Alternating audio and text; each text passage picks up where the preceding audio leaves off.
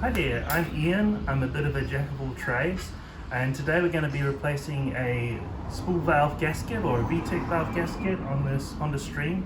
It's got a 1.8 litre R18A engine, so it should be able to help some of you if you've got the same sort of problem that I do. So you're going to need a few things. You're going to need this seal here for the vtec. I guess it's like a solenoid or a spool valve. This is the part number. And you're also going to need this can of brake clean. Any sort of spray brake clean's good, just to clean off all that oil. It's quite a mess. It's been there for like a year leaking, so it's going to need a good cleanup.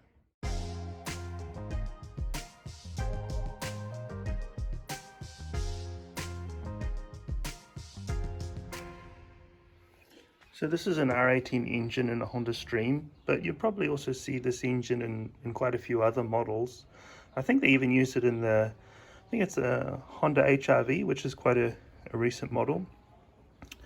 So you've got your EGR valve there, and it actually has, this engine has a bit of a leak around the rocker cover, just a very minor leak. But if you come around here, you'll see that the leak gets a lot worse towards the back. You can see down there, that's the vtec valve or spool valve, and there's a little plug on top of it. And yeah, it's caused quite a big leak.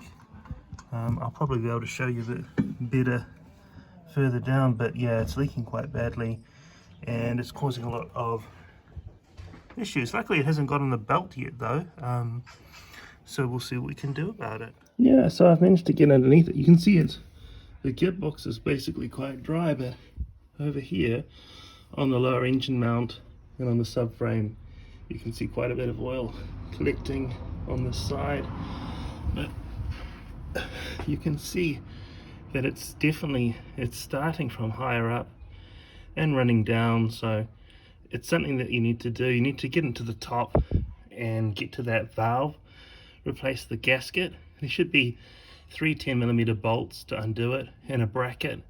So we'll get into it, change it, and give it a good clean while we're down here anyway. So I've cracked off these 2 bolts at the top, so they're all loose, and there's one more down the bottom. We've got all the bolts out now, and thank you so much, Honda, they're all the same length. So once you've got all of the bolts out, it's just a matter of putting a little pry tool, I know this one's a little bit overkill, just behind the solenoid, and just give me a little tap, and then it should come out pretty freely.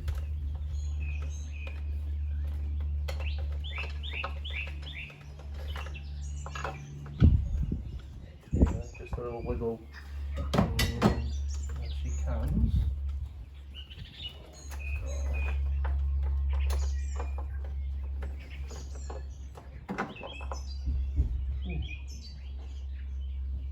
And there'll be some oil. There'll be some oil as well. See, that seal's just gone really hard, and because it's gone all hard, it's just not sealing very well anymore. So because it's got this metal gauze in here, you can see it's quite clean, so obviously it's been serviced quite well. But you can just use this gauze to help you get it out too, because it's something to grab onto. You can see this has gone completely rock solid hard. Still got some flex in it, but just isn't sealing anymore. So here we are at the cleaning and fitting station. So we'll just clean out this a bit.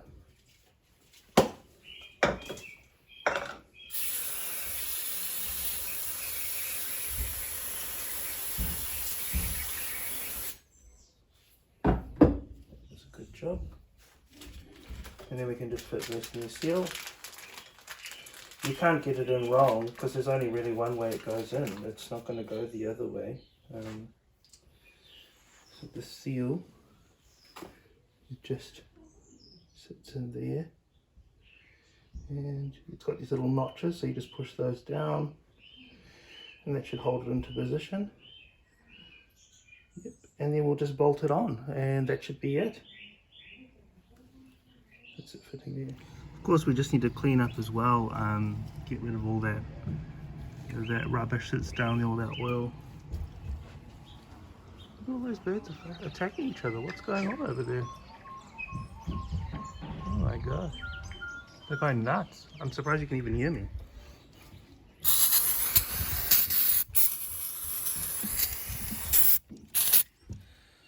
Yeah, and that's pretty much it. So there's just the 3 bolts that hold on that valve, and yeah, and there's also one that holds on a bracket, but that's also 10 millimeters as well. So it's not actually too difficult to do. I think it's a pretty easy DIY oil repair. It's a little bit fiddly to get around the wires at the back, and I guess depending on the model you've got, there might be a bit less space. This is a Honda Stream, so it's based on a Honda Civic, and there's a reasonable amount of space, but it is a little bit tight with the wires around the back. Yeah. Yeah, so after you've fitted the valve, you'll probably want to start it up once all those fumes from that cleaner have gone away, and check if there's any leaks, and if that's all good, then you're good to go. You probably don't even really need to lift it up, but I think it's better to lift it up to get a really good clean underneath there. That's the only reason I lifted it up. Otherwise, you don't really need a jack and stand to do it. You can just do it on the ground. Yeah, the R18A engine is quite a good engine. They don't usually have that many problems, and I mean, we've had this one and it's done 180,000 kilometers. This is the only gasket we've ever replaced on it. Yeah, so it's a pretty solid model, really. Yeah, I hope you've enjoyed this video, and I hope it helps you if you've got a Honda Civic or Honda Stream or some sort of Honda with this sort of leak.